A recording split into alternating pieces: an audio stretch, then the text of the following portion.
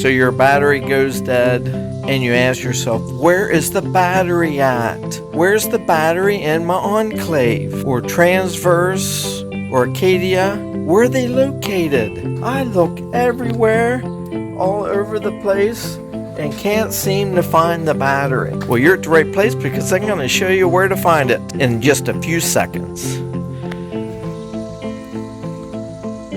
Well, you know it's not there. Walk back here by the passenger side door. You open that door up. Flip the mat up out of the way. Pull this cover off after you run the seat the whole way back. Remove that cover. Bingo! There's the battery.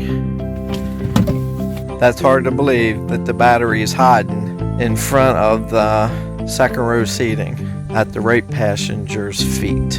If you found this content helpful, give us a thumbs up on the way out. And if you need to change your battery, click the link at the end screen and it'll take you right there.